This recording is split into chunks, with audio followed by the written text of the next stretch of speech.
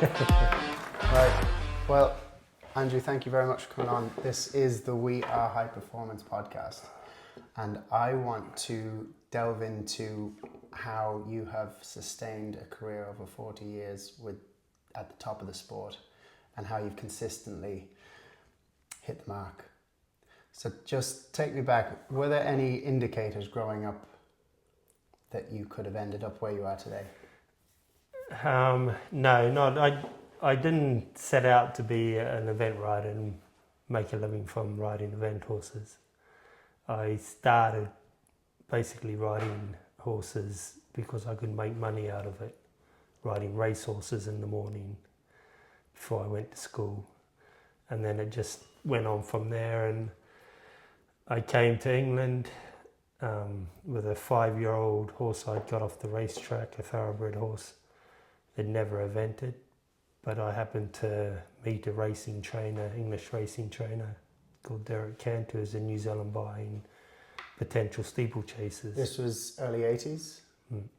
So this was probably 79. Yeah.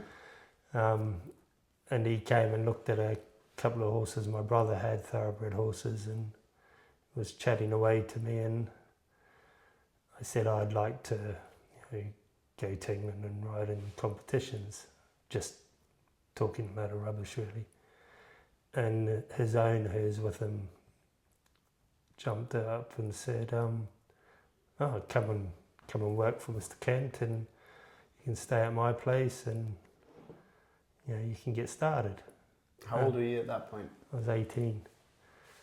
3 weeks later, I was on a plane with the horse coming to England. I didn't even know where England was. And I think of it now, and it's crazy. I had a 5-year-old that had never even done any cross country, and I was coming over to be an event rider. Did you decide to bring that horse for any reason, or was it just like, oh, let's just suck it and see? Well, it was the one we had left that the trainer Derek Kent didn't buy, so that was the one Helped that was your brother coming. out. Yeah, it's and it went from there. I worked in the racing stable, rode my horse on my lunch break, went off to do a few novice events. I didn't like England. It was too cold, too wet, too everything. I'd left New Zealand at the hottest time of the year, arrived in England at the start of February. It was sleeting. I thought there was snow. It never snows where I come from. Riding out in the morning, cold hands, cold feet. Was this this sparks up homesick? And that would have been the next bit. I'd never really been away from home before, and I couldn't wait to sell the horse. I couldn't go back. I'd spent all my money to get the horse over, and I was working to pay off the VAT and import duty, which I hadn't budgeted for when I arrived. So I wanted to sell the horse, but I couldn't sell the horse until I competed a little bit, and luckily the horse took to eventing very well. I think I did 6 events, got some prizes. I sold it to a young Dutch rider, and couldn't wait to get back to New Zealand. Only to get back to New Zealand, 2 months go by, I want to come back to England. You made it back then? And then I came back again, yeah. So I did that for a few years. Oh yeah. Got used to the climate, and then started getting more horses to ride, horses to break in. My main thing was breaking in horses for people, and then buying very cheap ones, doing a little bit with them, selling them, and gradually built it up to leaning up just doing event horses. So you mentioned your brother. Did you have many siblings growing up? Yeah, I've got 2 brothers and 3 sisters, and we all rode ponies at some stage. It's my oldest brother is the one who pushed me to come here. When the trainer said, "I'll give you a job," and his owner Stanley Powell said, "We'll give you a place to stay." My brother was, "You're going." Yeah. So. What did your parents think of it? That was a great idea. Yeah. it's something now, me being a parent, and I would think, whoa, you're 18, where you are, you're off to the other side of the world. But then you thought nothing of it. Was there such a culture? Obviously, probably not. But you see a lot of the sort of top up and coming Kiwi riders moving over here now to be amongst the competition that's here. Was that something that was so much the case then, or not? Well, Mark Todd had been probably the year before to England. He'd been in America for a year or so, and then he went to England, and so he probably got us thinking we need to get out of New Zealand whereas in my mind I was just coming as a tourist. I was going to another country, and the horse was just my buddy on the back tour kind of thing. And in the end, the horse had to be the way that you could get back again. And it's, when I think back of it now, I've been very, very privileged to have a job that most people spend a fortune on as a hobby. And I've managed to make money, go all around the world out of, my job, which, it's a privilege to be able to do it, isn't it? Get up in the morning and do what I've been doing for that long. It's quite a privilege. In those early days, who would you have said, you mentioned your brother was a big driving force in doing it, in terms of a sort of a mentor or someone that really helped shape your career in those early days? Is there anyone that springs to mind? In the early days in New Zealand, it was racehorse trainers. Another bloke broke in just racehorses, so I would ride 22-year-olds before lunch. When I finished school, I started riding young horses until they got quiet for the jockeys to start working. So I would do 20 to 25 before lunch, just on and off, on and off, on and off. That Bruce McDonald was the bloke's name. A very, very good horseman. Taught me a work ethic, how to deal with horses, but just, the work side of life, be there on time, the graft, do the yards, and then you got your money at the end of the week. The simple things. And then when I got to England, it would have been the trainer Derek Kent, Stanley Powell, the owner, and they took him under their wing. Yeah, but very, very professional people, very good educational for me, without me really knowing what I'm learning from them. And very formative years to be with. And then people. what, like Toddy obviously was the year I came over was the year he won badminton. So I thought it's quite simple. You just come from New Zealand and rock up at this place badminton and collect the prize money. But because Mark comes from quite near where I came from, that was a little bit too easy to sort of think he's the main one. I would look at more like Bruce Davidson used to ride in England quite a bit then. You got Mark Phillips, you got Richard Mead, Lucinda Green. They were all very big at that time. So it was. I used to watch a lot.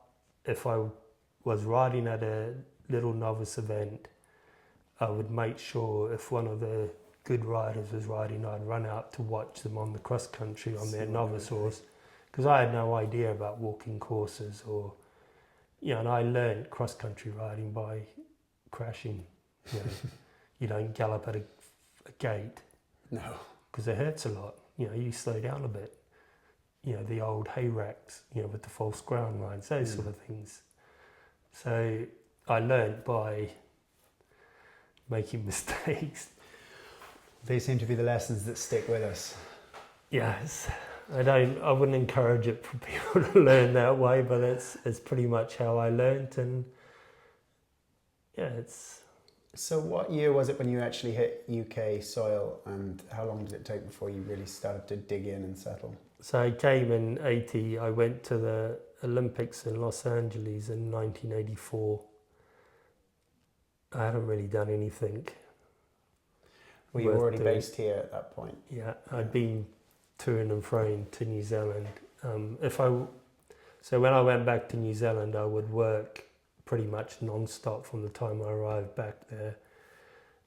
The trainers would send me horses as soon as I got back to break in, or ones that were too slow, and they would give them to me, and I would ride them for a month. While you were sell them, and I'd be home for 2 months and Make back some money. again. That's pretty much what I did for a couple of years until I stayed over one winter, and that's what got me used to the weather.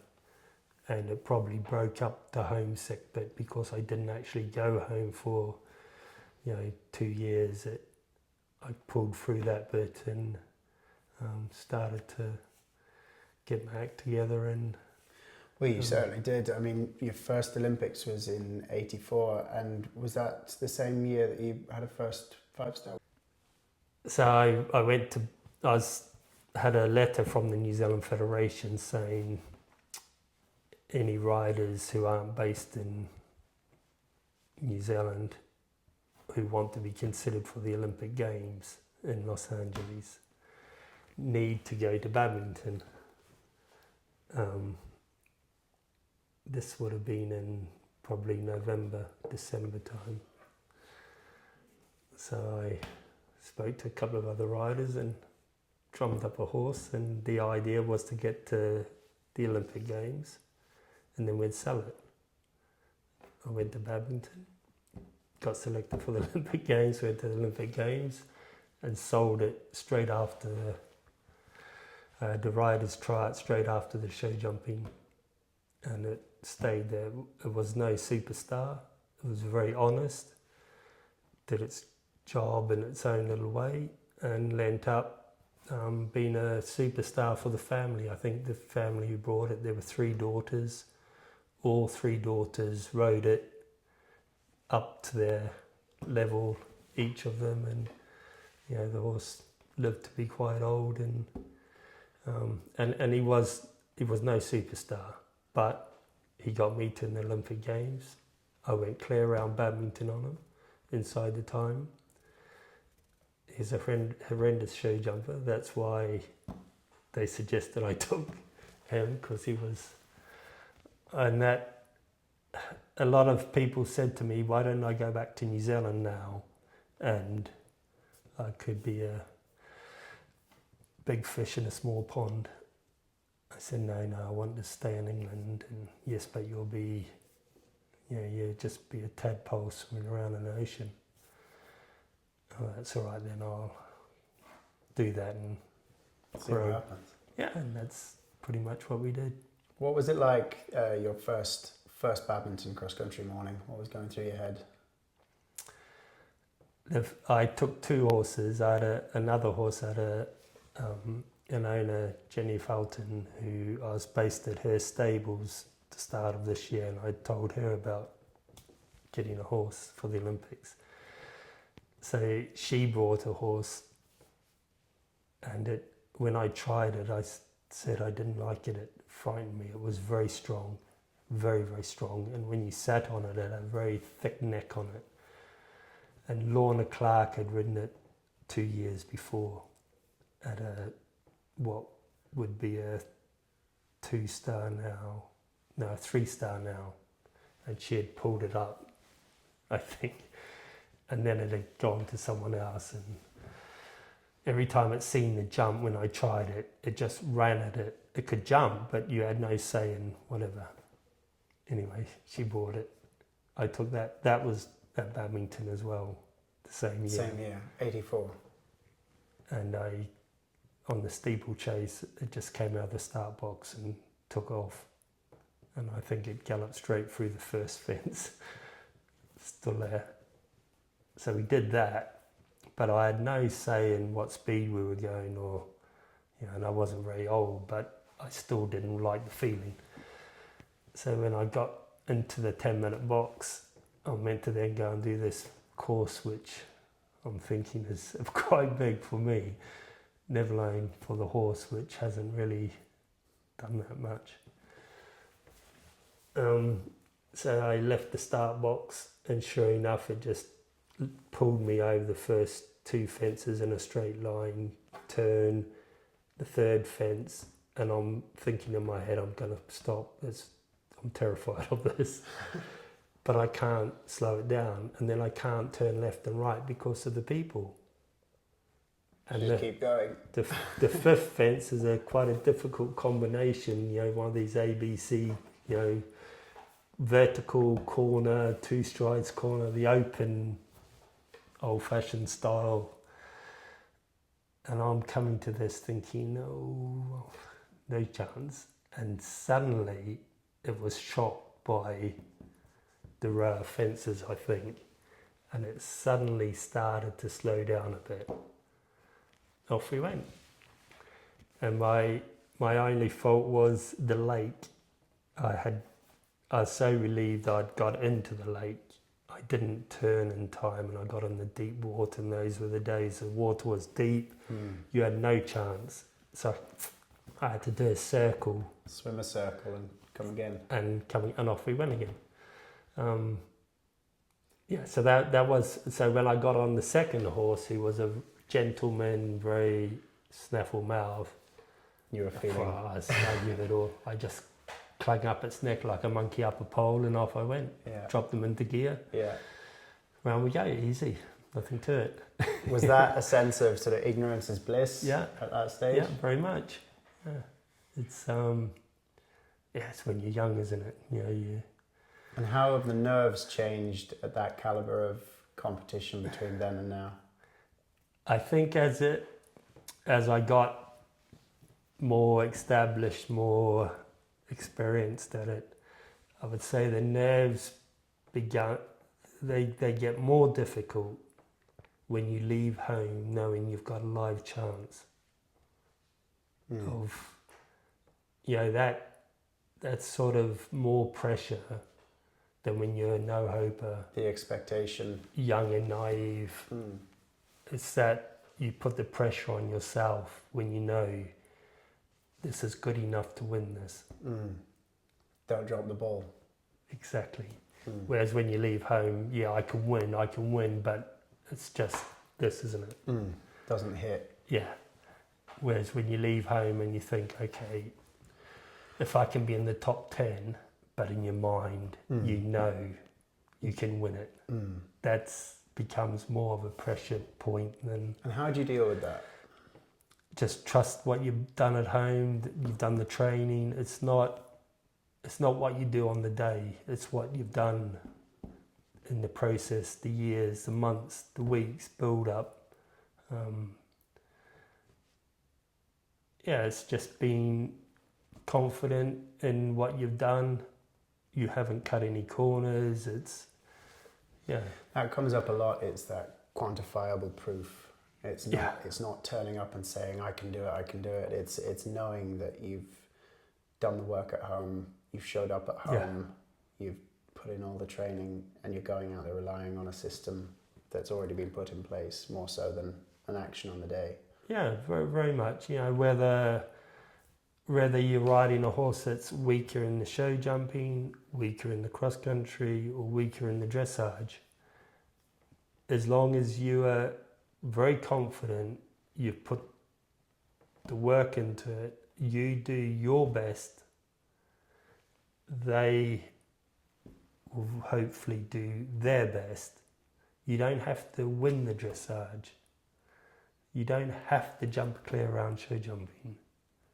You don't have to go inside the time if that's your weak phase. But you do your best, and normally the horse will do his best if you've done all the preparation. And if your best isn't good enough, that's sport. That's life. Just go home and get better.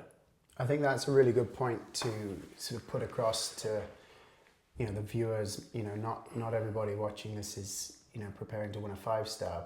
It could be just trying to get a qualification, an MER, maybe their first time stepping up to 100 level, whatever that is. Yeah. But to hear you talk about sort of breaking down all three phases and realizing that, yes, the result is at the end of the whole thing, but you don't have to max out across all phases to do that. It's very easy to get hooked up in the dressage for eventing. And at the end of the day, the dressage is just a starting number for you. It's very much what peeves me about modern eventing is the hype about the dressage, and the guys that go out there and they do it 24, 25, then they're never seen again.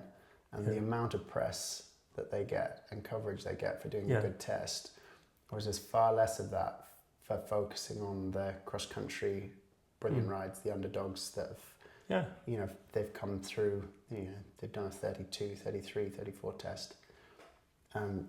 As eventing, I always feel like there's just too much emphasis on the glory of the dressage day, whereas the whole sport is actually, yes, there's a dressage test, but the real key to the success of it is in the good cross-country round. And because it is an outdoor sport, when the weather turns suspect, everything, like whether it's the ground for the dressage arenas, so everyone wants an all-weather surface, or if it's a ground on the cross-country and they want all the jumps taken out and this changed around and that changed around, or it's the show jumping with the deep ground.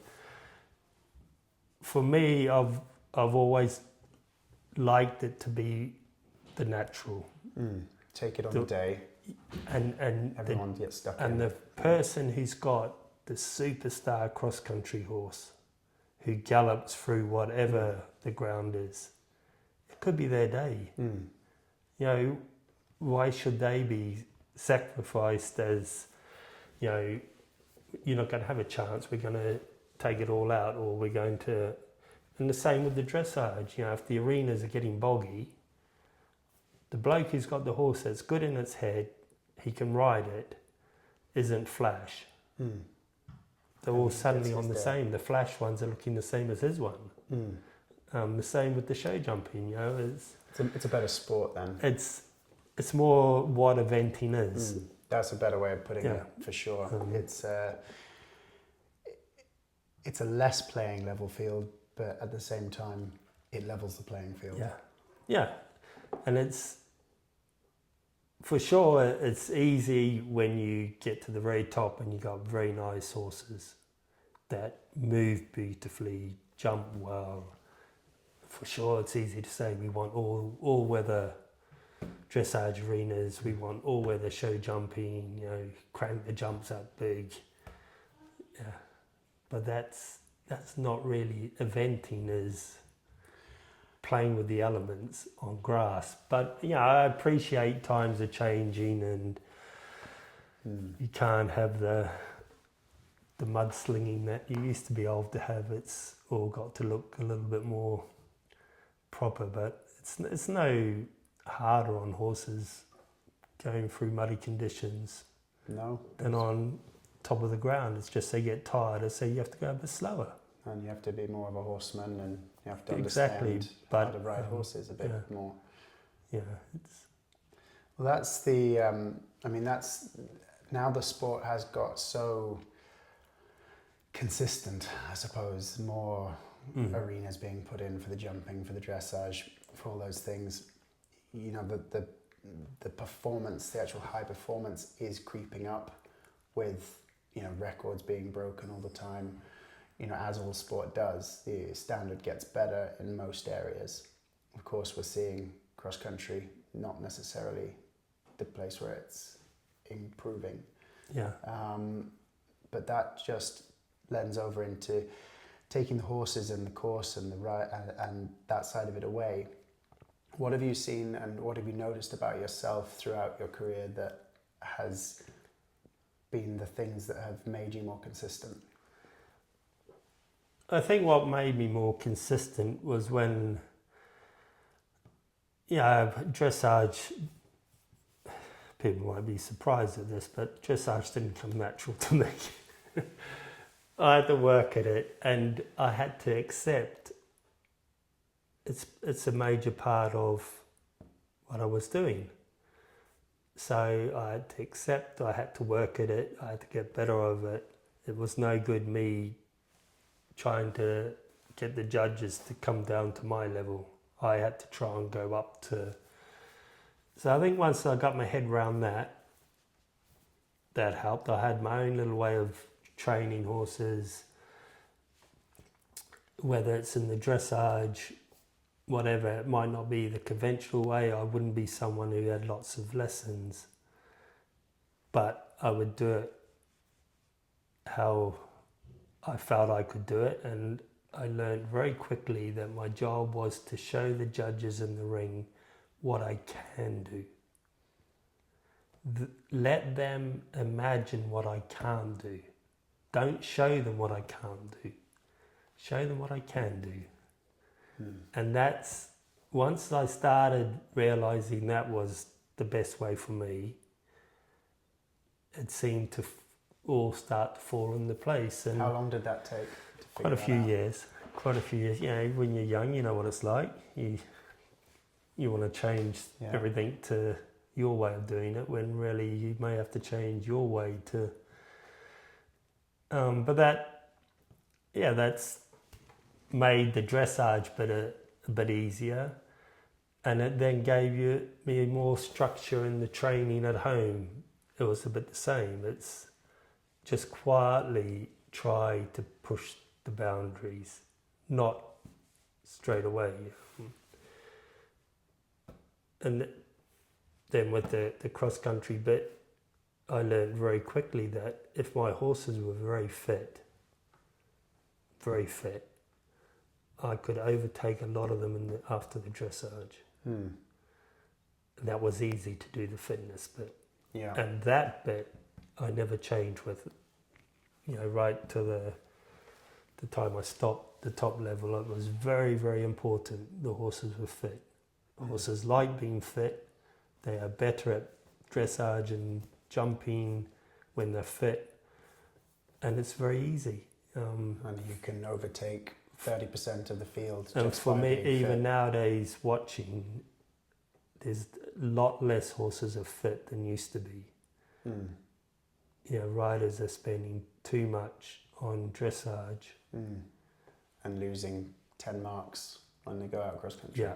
And also the soundness of the horses don't last. For some reason, they seem to think that galloping is unhealthy for them.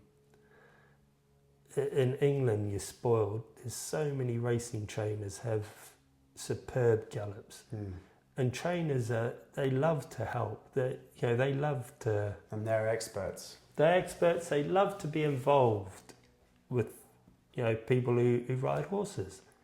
You may have to pay them a little bit, but it'll be a lot cheaper than going for another sort of lesson. And you can work them hard in a very sound environment. Where I go, it takes me 20 minutes in the lorry. They work, they come back home again. The young ones, when I get home, or the warm blood ones, that on the gallop have looked like they've run out of fuel at the top of the gallop. You get home, put them in the field, they gallop round. So it can't be too hard on them, can it? No. It's not like galloping for 4 miles. They're short, 1,000 meters, 1,200 meters. It's not very long, up a hill. So they're not running out of fuel for long. They seem to thrive on it. How would you structure that then with the horses that are fit and running fit? What way would you approach their fitness in terms of the gallop? How long would you gallop for? Would you rather short, sharp bursts, or? It's short. So where I go is a Barbary, and it's so there's the bottom of the gallop to the top. With my 5-star horses, they would only go up twice, and they would do 1 minute 24 seconds. This sounds pretty anal, really, but I could judge that time without looking at the watch. And what's the distance up?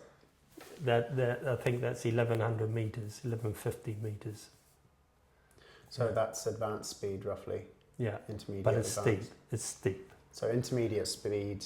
Yeah. So what's the intermediate's 570? It's 570 is 4-star speed, isn't it? 5 stars speed. So it'd be 570, probably 600 once.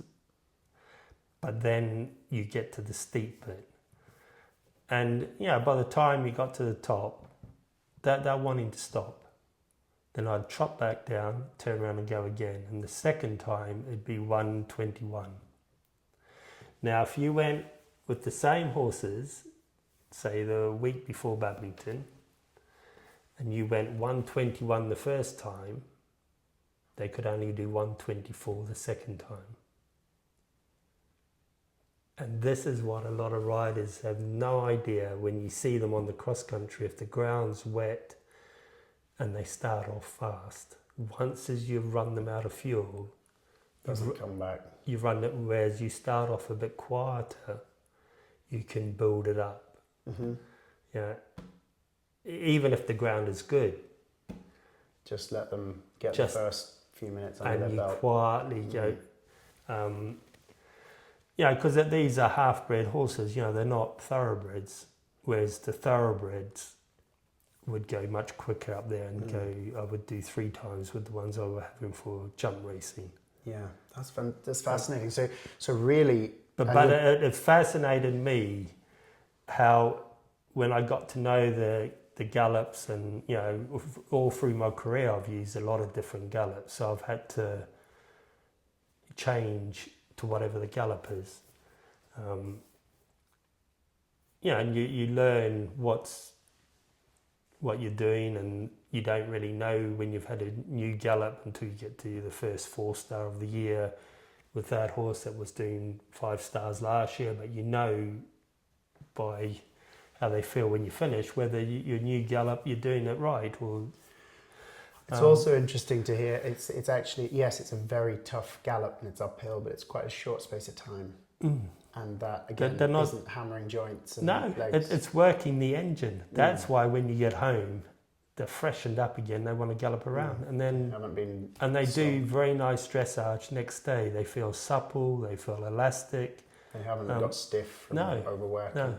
No, and I've learned all that from my time with the racing trainers, jump racing trainers, the horses. If it made them stiff, you wouldn't see these chasers that start racing as 3-year-olds still going when they're 12.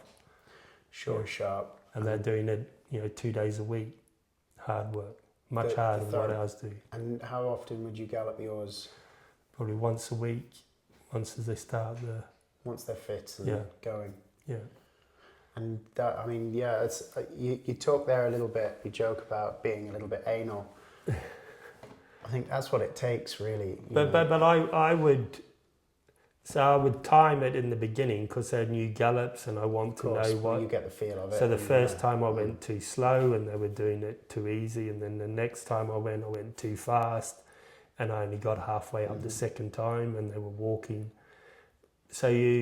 But then you play with your feel of pace, and so I would say to whoever's on the others, because a few of us would go together, and I would go in front, and I'd say to them, now this time we're going to do 128, so maybe they're younger horses. Okay, and they said, but you haven't got a watch. I said, no, but you have the watch, and we'll do 128. So we get up to the top, and then it's a big test for me. What time's on your watch? Yeah.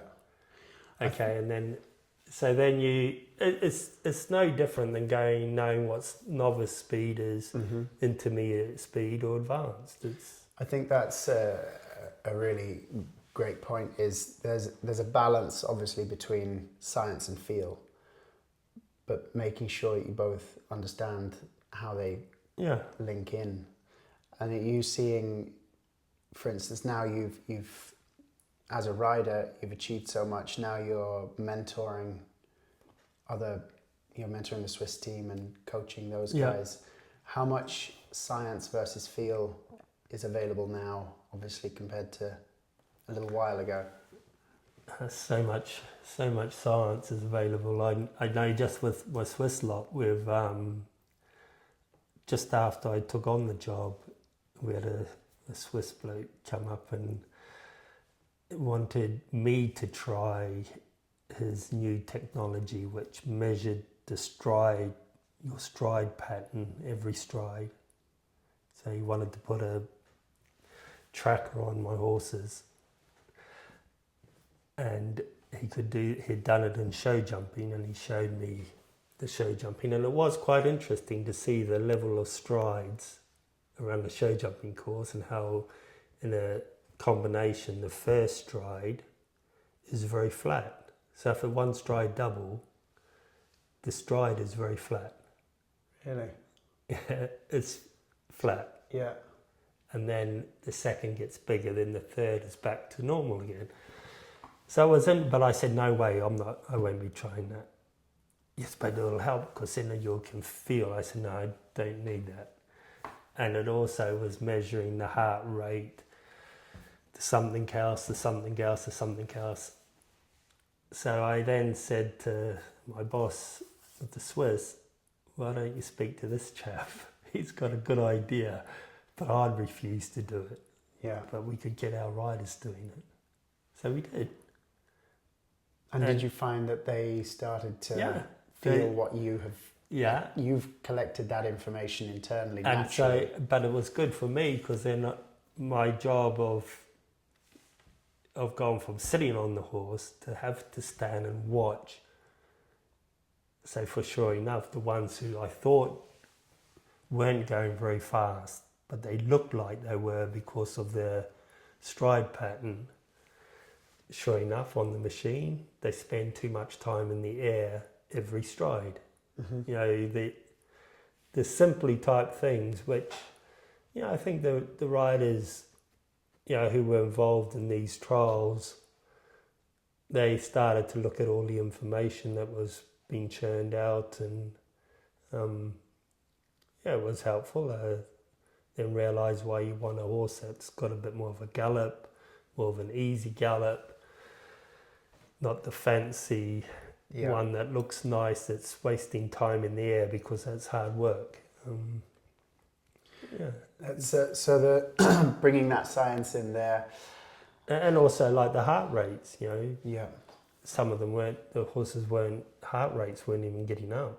You know, they were pretending they were gassed. Yeah, they're looking tired, but that's only because they weren't fit. Yeah. And their heart rate wasn't going any higher, whereas, you know, they were fatigued in their body more so than out of. Yeah. So now they're fitter, and then they go quicker, and the heart rate goes up higher, but they're working. Yeah. And then, in terms of that position you're in now, and your view on high performance management and coaching, what sort of things are you really looking for in your riders? Consistency. I want them to be consistent.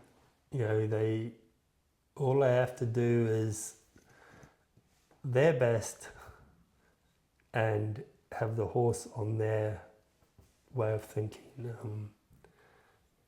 You know, they're all different sorts of riders, and you know, when I was competing all the time, I never watched very many.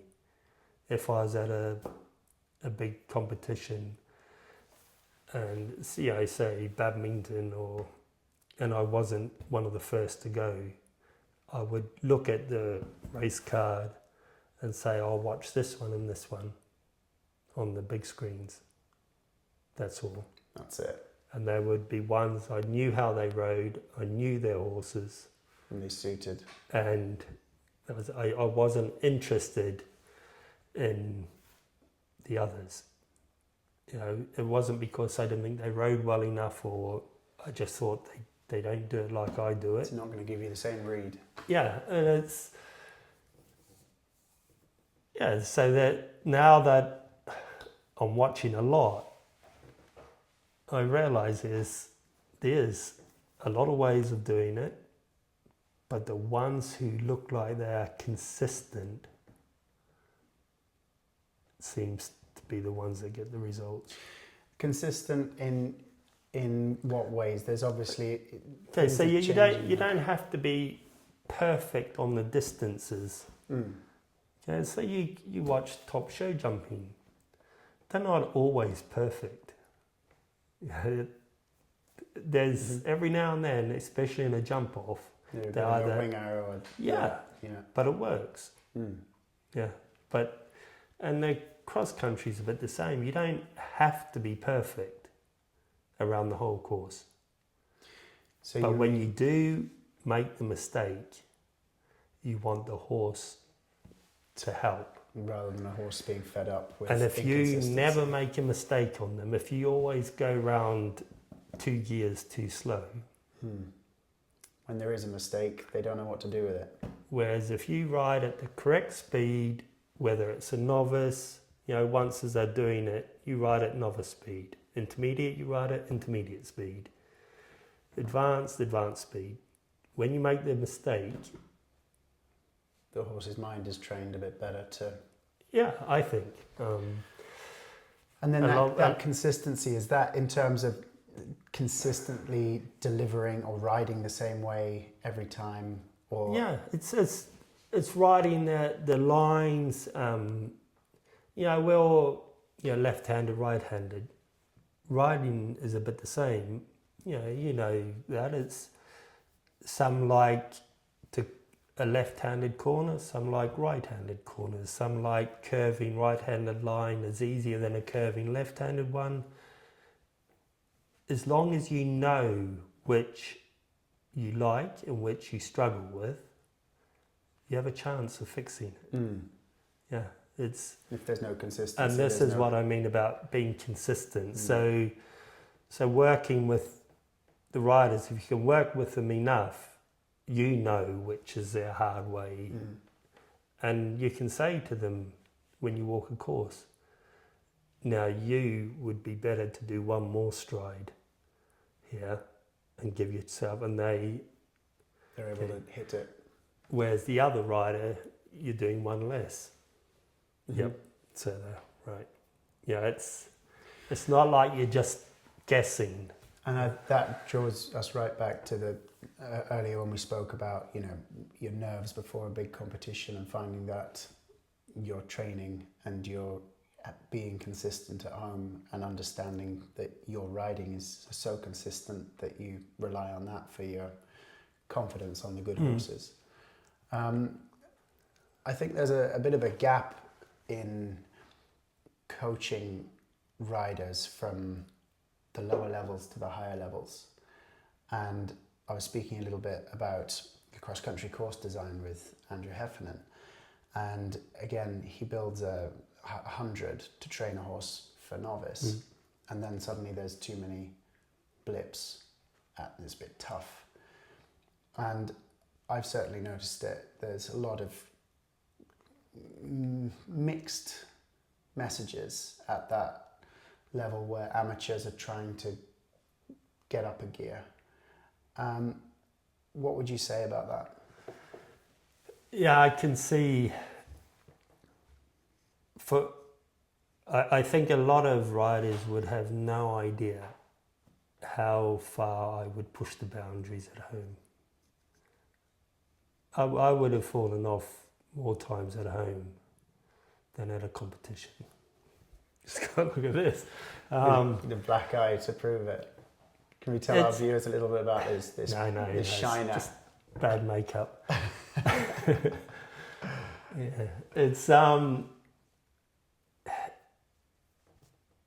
It's tough for course designers and for organisers nowadays, because if they have too many people don't go clear. I don't mean you want to see them tipping over left, right and centre and being eliminated. No, but they want a nice day out.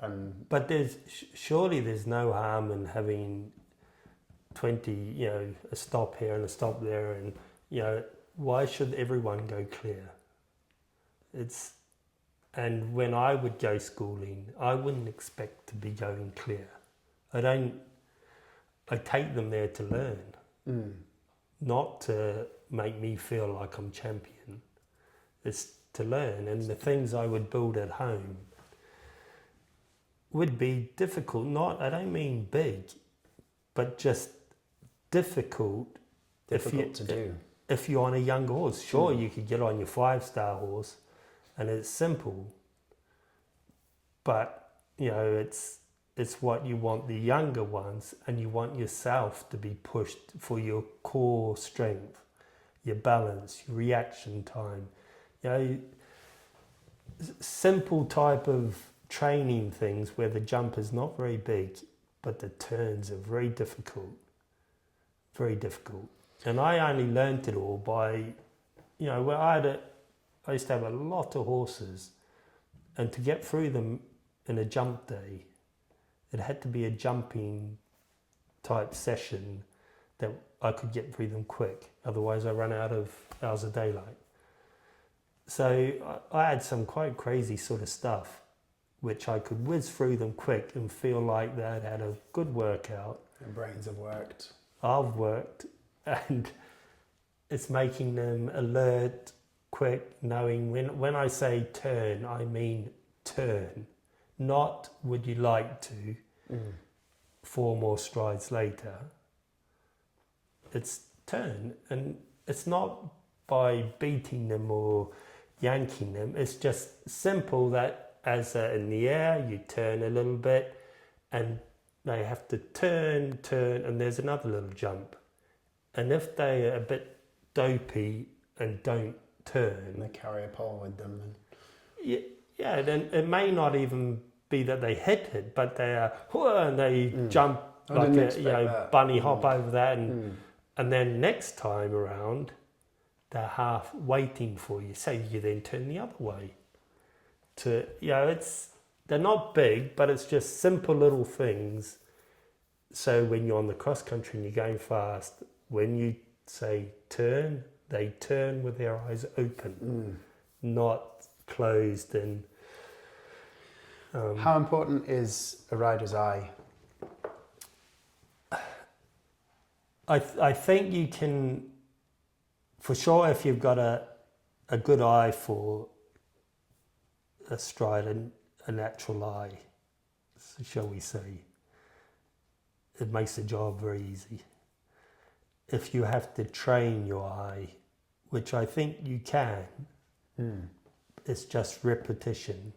And I think the first thing you've got to do is be able to stay in the same gear, whether it's On your rhythm. a slow canter, a bit faster, sit in the same place, because the more you move your head back and forth, the more the distance change. The very simple things, which are very hard to put into practice. But I think if you can get an understanding of what you need to do, and then go out and sit there, and it's just repetition,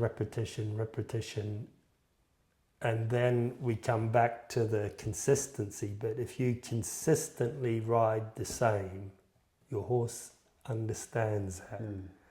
So if 2 times out of every 10 you pick up a bad distance, the horse understands. You watch some riders, they can make a bad distance every 5-6 strides, jumps.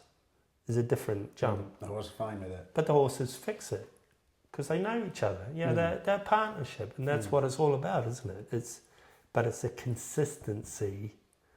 It's not like the rider who picks up all the dodgy distances is hopping on your horse today. They ride their horse that they started at the bottom level and have got up to the top level. Take me to 2015. 2015. What was 2015? It must be when I got pasting, was it? Yeah. Yeah, that's yeah. I would have won the class. I had the horse was not. That was the fourth time I'd fallen on him, and every time I fell off him, it hurt a lot. And the other 3 times,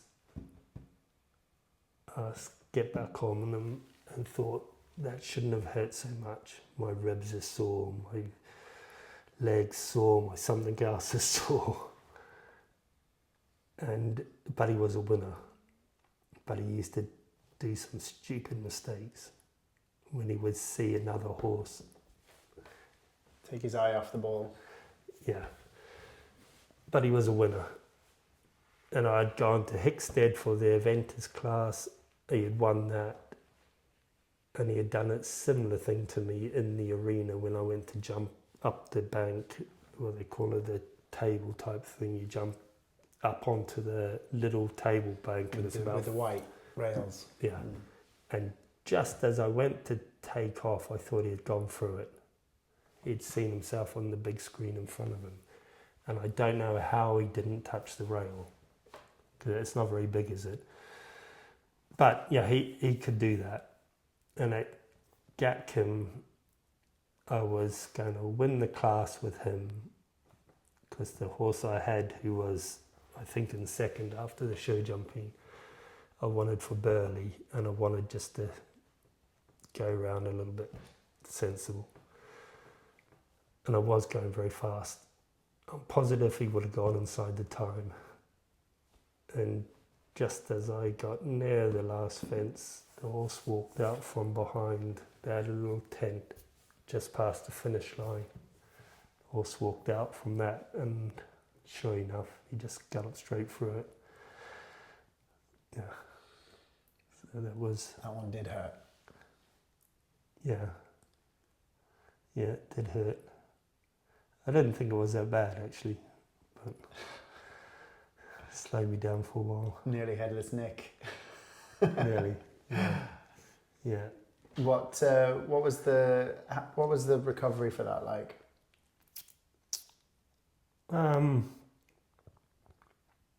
It was all right. Yeah, I accepted the situation I was in. I was very, very lucky to have a top man to fix me. I'm not very clever on the medical things, and when they were telling me that, this is very, very bad, and when we do our work, it'll probably be a disaster. And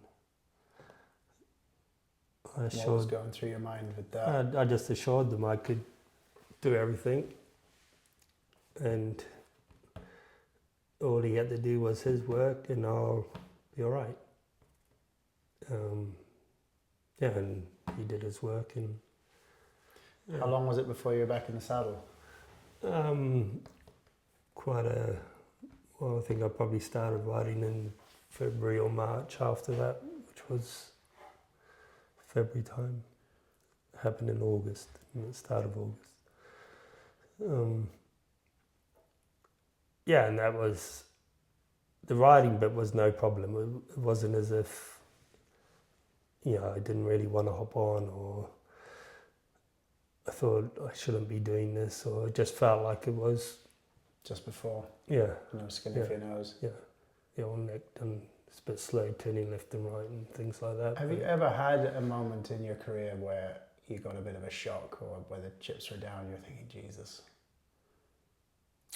No. Amazing. Yeah, no, I've been very lucky, really. The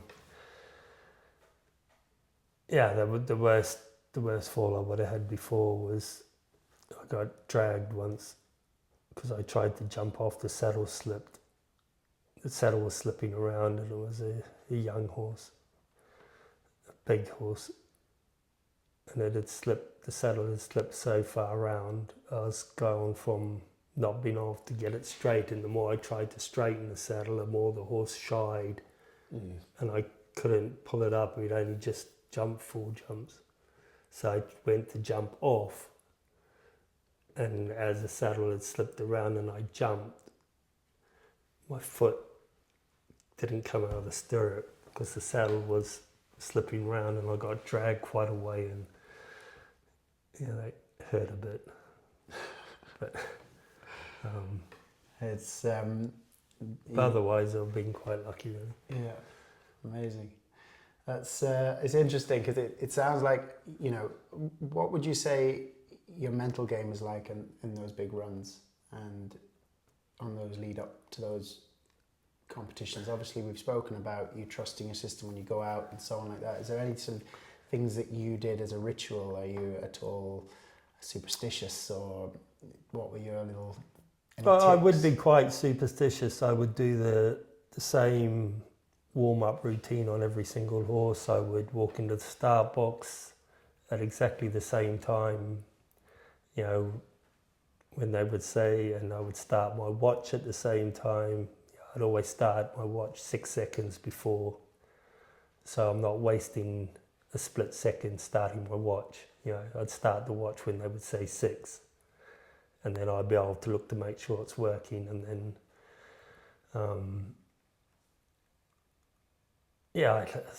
it wasn't a case I had to wear the same socks or the same something, or riding whips. I would, if I got a new riding whip and I fell off first time, I would chuck it away, I'd leave it there. If I had a new hat, I fell off first time, I'd chuck it away. Anything like that, I would.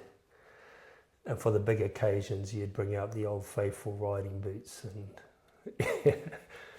it gives you something. It's the rituals of that stuff, right? And normally the old riding boots were pretty worn, so it's like bare flesh on them, rather than the leather between you. That's why I like them. Yeah, but closer. You didn't advertise walking around in them because the people thought you were a bit of a pauper. Oh, very good. Well, then you had your big smash up 2015, and then it was only 2 years later, and we went to badminton. Yeah. How did that feel coming into that? So I was wanting to go to badminton, I think, the year before, and the horses were going well, and I went to, I think it was Withington. I must have had 4 advanced horses at Withington. And I was going around, they all went very well, but I kept thinking as I was getting near the end of the course, I'm not up to speed. I was feeling very stiff in my neck and very fixed by the time I finished, and that's 6.5 minutes. So I didn't go to badminton because too much respect for 5-star courses. Proper, I had good horses, but you don't want to let them down if you're not right for it. So I didn't go. And as I've realised since, any hilly courses, I get a sore neck looking up. Yeah, whereas I think I probably would have been all right at badminton because it's quite flat. But it's probably did me good not going that year. And then to go back and win it was, quite a surprise. What was the best win of your career? That one. Why so? I think I'd been trying for so long to win it. Yeah, it's when I first came over here, it was the first event I went to. I hadn't been to any other events. I just went to help Mark. I was help groom for Mark when he won it. So it was the first event I went to in England. Amazing. And Mark won it, and I thought it's easy as could be. And all those years I tried, now 40 years later. Yeah, so to win it, and because of the injury I'd had, and Jeremy Reynolds, the clever man who built me back together, he came and just for the slept viewers in that his don't car. know, what did you do to yourself in that fall 2 years before? I had a vertebrae on my neck exploded, so that one was completely bust and a couple of others were fractured.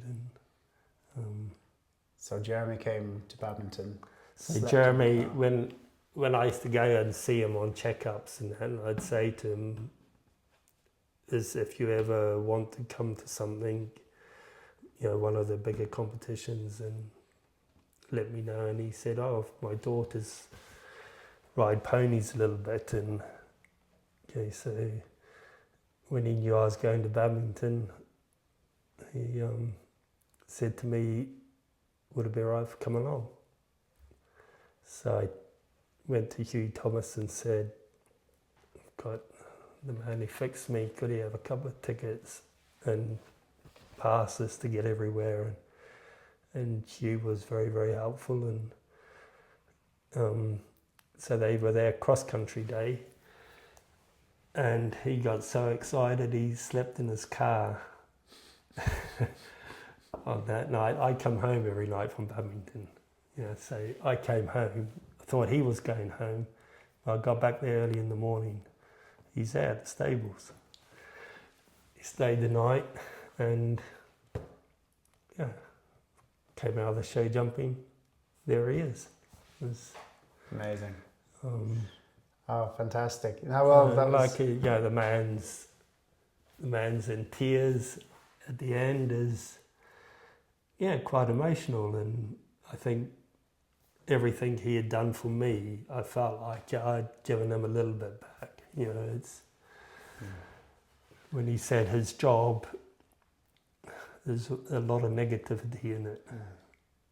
So nice to have one to. Yeah, it was very, very, very good. Oh, that's brilliant. Well, Andrew, that's a lovely place to finish up. But thank you very much for spending the time with me today. And I hope you all enjoyed it. And we'll see you on the next one. Pleasure, and good luck with your venture here. Cheers, I think it's very good of you, very brave of you to think outside the box, because I could never. Brave or stupid come close together most of the time.